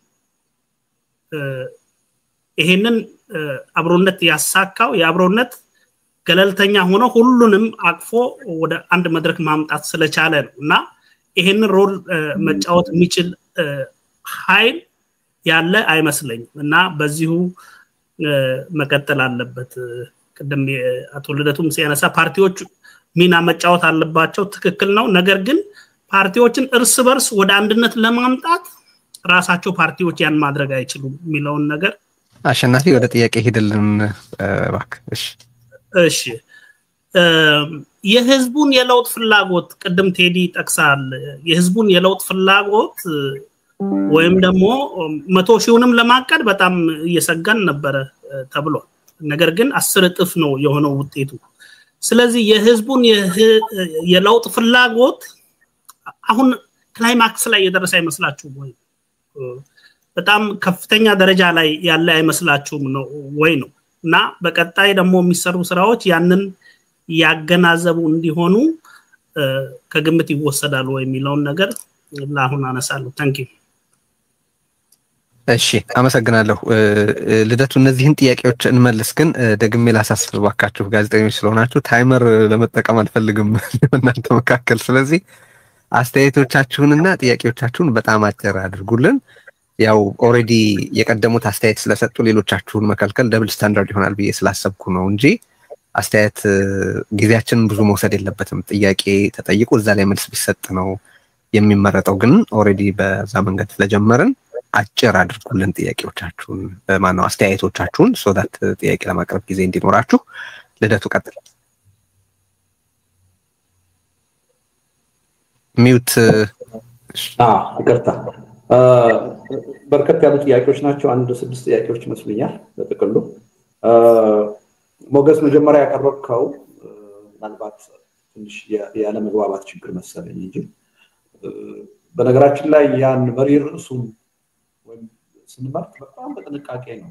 ብዙ ውይይት ብዙ ክርክር ከተለያየ አቅጣጫ ለማየት ሞክረን ነው ያመጣ ነው። እውነቱን ለመናገር ውጤቱንም አይተነዋል። በዛ ደረጃ ተጠንቅቀንና ተዘጋጅተን ማውጣታችን ምን ያህል ጥቅም እንዳለው አይተናልና ምንድነው ኢትዮጵያ በአገዛዞች ስትገዛ ይኖርች ናት። ስለዚህ አሁን ይሄን አጀንዳ ስናደርግ ዝም ብለን በስልጣን ላይ ያለውን ገዢ ፓርቲ ብቻ እዛ ላይ መጥቀሱ ጥቅም አለው ብለን አላመንም። ስለ ዘላቂ ሰላም ነው ያወራን ያለው። ዘላቂ ሰላም እንዲመጣ ደግሞ አገዛዝ ከኢትዮጵያ ፖለቲካ መወገድ አለበት የሚል በዚህ ውስጥ ብልጽግና አለ ወይ? አብሶሉትሊ አለ። ጥርጥር የለም። ግን የፈለግነው ነገሩን ሰፋ አድርገን ለማቅረብ የሶስቱን አጀንዳዎች ተያያዥነት በአግባቡ ለማሳየት ነው የሞከርነውና የሚጋጭ ነገር አድርገህ ባታይ በአጠቃላይ ብልጽግናም ይሁን ማንንም ይሁን አገዛዝነት በኢትዮጵያ ታሪክ መቆም አለበት መወገድ አለበት ግን አሁን ባለው ተጨባጭ ሁኔታ አገዛዝ ማን ነው ካልከኝ ብልጽግና ነው ስለዚህ ዋናው በዚህ አጀንዳ ውስጥ አሁን ያለ አገዛዝ ብልጽግና ነው ብልጽግና ይመለከታል የሚጋጩ ነገሮች አሉ እኛ ግን የፈለግነው ምንድነው ዘላቂ ሰላም የሚመጣው ምን ሲሆን ጦርነት ሲቆም ነው ጦርነት ሊቆም ደግሞ የሚችለው አገዛዝ ሲወገድ ነው የሚል ነውና ከዚህ አንፃር ብታዩት ማለት ነው ነገሩን ሰፋ አድርገን ቁንጽል እንዳይሆን ከማሰብ ያደረግነው ነገር ያለፈው ታሪካችንን አሁን ያለንበትን ወደፊትም ሊመጣ የሚችለው ስጋት ከማየት አንፃር ነው እሱ መልኩ ማድረግ የመረጥነው እንጂ ብልጽግና አይመለከትም ይላል በተጨባጭ በአሁኑ ሰዓት በአገዛዝነት ያለው ብልጽግና ይመለከታል ግን ደግሞ ይሄ በሱ የተጀመረ አይደለም አገዛዝነት ከሱ በፊት የነበረ ምናልባት በአግባቡ ወደፊት የሚመጣው ለውጥ ካልያዝ ነው ሌላ አገዛዝ ይመጣል ያን አጠቃላይ ሐሳብ ለማሳየት መሆኑን ብትገነዘቡት ማለት ነው የውክልና መስፈርት ጉዳይ ሁለተኛ ያነሳው ጥያቄ አንደኛ ኢትዮጵያ ተወከለች የሚለው ሌላ የመወከያ መንገድ ያለ አይመስለኝም ሁሉም እዛው ውስጥ የተሳተፉት በአጀንዳ ወይም በህብረ ብሔራዊነት የተደራጁትም በብሔር የተደራጁትም ዞሮ ዞሮ የኢትዮጵያ አካላት ይብን ያሳተፍናቸው የራሱ የሆነ የፖለቲካ ውክልና ይኖራቸዋል ብለን በግለሰብ ደረጃ ያሳተፍናቸው ሰዎች የኢትዮጵያ የፖለቲካ ሂደት አካል ናቸው እና በጥቅሉ ኢትዮጵያ ይገልጻል የሚል እምነት ነው ያለ ከአጀንዳ አንፃር ደግሞ ኢትዮጵያዊነትን የሚያራምዱ ካል አሉ እናት ፓርቲ በኢትዮጵያዊነት የተደራጀ ነው ኢህአፓ በኢትዮጵያዊነት የተደራጀ ነው ህብር ፓርቲ በኢትዮጵያዊነት የተደራጀ ነው አሉ ማለት ነው ኢትዮጵያኒስት የሆኑ ድርጅቶች ራሳቸውን በብሔር ያላደራጁ አጀንዳችን ኢትዮጵያዊነት ነው የሚሉ አሉ ማለት ነው ግን በጥቅሉ ነው መታየት አለበት ኢትዮጵያን የሚወክሏት ህብረ ብሔራዊ ያደረጃጀት ያላቸው ብቻ በብሔር የተደራጁት ኢትዮጵያ አካል ናቸው የፖለቲካ ሂደታችን አካል ናቸው ስለዚህ መድረኩን ማየት ያለብን በጥቅሉ ኢትዮጵያን የሚመስል ነው በአንጻራዊነት ማለት ነው ጎደሎ የለውም ማለት አይደለም ከብዙ መስፈርት አንፃር እንመዝን ብንለው ኢትዮጵያ ከሰባ በላይ ብሔር ብሔረሰብ አለ እነዛ ሁሉ ተወከሉ አይደለም ሃይማኖት ብዙ ሃይማኖቶች አሉ እነዛ ሁሉ ተወከሉ በአንጻራዊነት ማድረግ በሚቻለው መጠን ግን ማድረግ ይችላል እና በአንጻራዊነት ኢትዮጵያን የሚመስል መድረክ ፈጥረናል የሚል እምነት አለ ትልቅ ስሜት በመላው ኢትዮጵያ የሚፈጠረው ይህ አካሄዳችን ይመስለኛል መስፈርት የተባለው ነገር ምንድነው እኛ ያደረግነው ከፖለቲካ ቅራኔ አንፃር ኢትዮጵያ ውስጥ ያሉት የፖለቲካ ቅራኔዎች ምን አይነት ናቸው እነዚህ ሊወክሉ የሚችሉ የፖለቲካ ኃይሎች እነማን ሁለተኛ በተጨባጭ አነሰም አደገም የራሳቸው ማህበራዊ መሰረት ያላቸው የፖለቲካ ኃይሎች እነማን ናቸው ይሄ በዚህ ሂደት ውስጥ ደግሞ ጾታ እድሜ የብሔር የሃይማኖት ተዋጽኦን እንዴት ልንጠብቅ እንችላለን የሚለያየ ከዛ ውጭ ደግሞ አንዳንድ ቦታ ላይ በፓርቲ ደረጃ በፓርቲ አመራር ደረጃ ማቅረብ የማንችልበት አካባቢ ላይ ደግሞ ተገደል የፖለቲካ አመለካከት ያላቸው የፖለቲካ ተሳትፎ ያላቸው ግለሰቦችን ለማቅረብ የተገደዱበት በድርጅት ደረጃ ማቅረብ ስላቸው ማግኘት ስላቸው ለምሳሌ the best example የትግራይ ሁኔታ ነው እኛ መጀመሪያ የጋበዝነው የህወሓቱን መሪ ዶክተር ደብረጽዮንን እና የሳልሳይ ወያኔን መሪ አቶ አሉላ ከበደ ለምንድን ነው ይሄን ያደረገው አቶ አሉላ ኃይሉ የጋበዝነው ለምንድን ነው ይሄን ያደረገው ትግራይ ውስጥ አሁን በዋናነት ሁለት አይነት አመለካከቶች ይታያሉ በስፋት በአንጻራዊነት አንዱና አመለካከት አሁን ህወሓት በነደብረጽዮን የሚመራው ህወሓት ይወክላል ሌላውን ደግሞ ያኛው የሳልሳዊ ወያኔ ተወካይ ይወክላል በሚል ነበር እና አትሊስት በድርጅት ደረጃ ነበር ለማሳተፍ ነገር ግን ያው ባለፈው በመግቢያ ንግግሬ ላይ ሲገልጽ ሰምታችኋል ሁለቱም ባለቀ ሰዓት ላይ ያን የተደረገላቸውን ግብዣ ሳይቀበሉት በራሳቸው ምክንያት ግን ለኛ አሳማኝ ባልሆነ ስለዚህ የግድ ክፍት መሆን አልነበረበት እና በግለሰቦች እንዲወከል አለበት እነዛ ግለሰቦች አትሊስት ለሁለቱ ድርጅቶች ሊቀርብ የሚችል አስተሳሰብ ያላቸው እነማን ናቸው ብለን ለመጋበዝ ጥረት አደረግን የግድ የሆነ ባካፕ ፕላን ያስፈልጋል መድረኩን በተወሰነ ደረጃ በአንጻራዊነት የተሟላ ነው ማለት ስለዚህ ይህን ለማድረግ ተገደን አድርገን ስለዚህ መስፈርታችን ይሄ ነው የነበረው እዚሁ ላይ ያያይዤ የወደፊቱ ጉዳይ ስለዚህ ነው ወይ የሚቀጥለው ይሆንልኝ ይሄ ራሊ ትዕይንተ ህዝብ ነው የተቃውሞ ትዕይንተ ህዝብ እዚህ ላይ እነዚህ ሰዎች የተጋበዙት ሌላ ማን ነገር እንዲያደርጉ አይደለም በርዕስ ያስቀመጥነው ጉዳይ ላይ አቋማችሁ ምን እንደሆነ ለፐብሊኩ ለህዝቡ እንዲገልጹ ምንድነው አቋማችሁ ንገሩት ለህብረተሰቡ የሚል ነገር ግን ነገ ከነገ ወዲያ ሪዮት ያነሳሽው ጥያቄ ቅድም ስለወጣሽ ነው እንጂ ብዙ ተናግሬበታለሁ ግን ምንድነው ወደፊት ምንድነው የሚቀጥለው የሚለው ለምሳሌ በፖለቲካ ድርጅት ውስጥ የድርጅት ተወካዮች ናቸው ድርጅቶች ፕራክቲካሊ ድርጅቶች ናቸው እንጂ አመለካከቱ አላቸው ብለን ግለሰቦችን ዛው እናስቀምጥ ይፋይ ነው የሚወያዩት የሚደራደሩት በጋራ ትግሉን ለመምራት የሚስማሙት የፖለቲካ ድርጅቶች ስለዚህ በጋራ ጉዳይ ለምሳሌ ሀገራዊ በሆኑ የጋራ በመምራቸው የትግል ስልት ልዩነት በማያግዳቸው ጉዳዮች የትጥቅ ትግልም ሰላማዊ ትግልም የሚመካከሩበት መድረክ ይኖር ትግል የሚመካከሩበት በጋራ ጉዳይ ከዛ ውጭ ግን ለምሳሌ ሰላማዊ ትግል ለማካሄድ ወደፊት የምናስበው አገዛዝ አንቀጥቅጥ ሰላማዊ ህዝባዊ ቢተኝነት ለማካሄድ በዋናነት ተሳታፊ የሚሆኑት የሰላማዊ ትግል እምነት ያላቸውና በሰላማዊ ትግል እንቅስቃሴ የሚያደርጉ ፓርቲዎች መድረኮቹ እንደየ አጀንዳው ይለያያሉ ማለት በግለሰብ ደረጃ ግን ያሉ ሰዎች አንድ ራሊ ካለ ተጽዕኖ ፈጣሪ ከሆኑ ልንጋብዛቸው እንችላለን የተወሰነ ህብረተሰብ ክፍል ይወክላሉ ያን አስተሳሰብ ይወክላሉ ብለን ካሰብ ወደፊትም ተመሳሳይ ራሊ ካደረግን እንጋብዛለን ትግሉን በሚመለከት ግን የትግሉን ሂደት ትግሉን በመብራት ረገድ ግን የሚካሄዱ ውይይቶች ድርድሮች ስምምነቶች ግን በፖለቲካ ፓርቲዎች መካከል እዛው ውስጥ ግለሰብ ሚና ሊኖራቸው ይሄን ግልጽ ለማድረግ ነው ሌላው የአብሮነት ጉዳይ ሞገስ ስታነሳ የፖለቲካ ጉዳይ ውስጥ ይገባል ወይ ያልከው በደንብ ይገባል ግልጽ መሆን አለበት በዚህ ጉዳይ ዋናው ስራችን ፖለቲካ ከፖለቲካ ፓርቲ የሚለየን ነገር ምንድነው በፖለቲካ ፓርቲነት አንመዘገብም አንድ ለፖለቲካ ስልጣን በብርጫ ቀርበን አንወዳደር ይሄን ያደረግነው ያለ ምክንያት አይደለም ቅድም አሸናፊ ሲጠቅስ ነበር እኛ ክፍተት አለ ብለን እናምናለን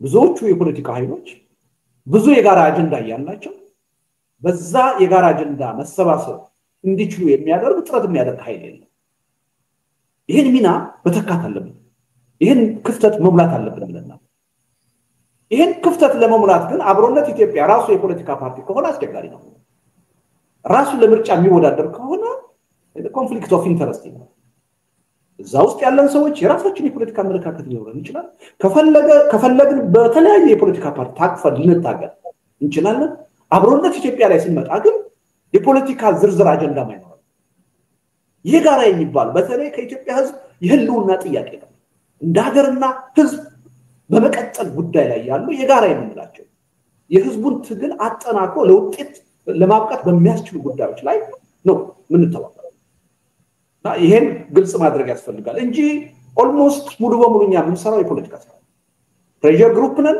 ዋናው ትኩረታችን የኢትዮጵያን ህዝብ ትግል አጠናክሮ ለውጤት ማብቃት ስለዚህ ምንም የሚለባበስ ነገር የለውም የፖለቲካ አጀንዳ ነው ያለው ይሄ ግልጽ ቢሆን ነው ሌላው ቅድም ሞገስ ያነሳው ተቀራራቢ አመለካከት እንዴት አላቸው ሊባል ይችላል ያልከው ነገር ወይ አንደኛ ናቹራል ነው እስካሁን አሁንም ወደፊትም የፖለቲካ ፓርቲዎቹ በሐሳብ አንድ ይሆናሉ የሚል ምንም የለም እኛ ግን ቀርጸን ባቀረብነው አጀንዳ ግን በጣም እውነቱን ለመናገር ከምንጠብቀው በላይ ያስተሳሰብ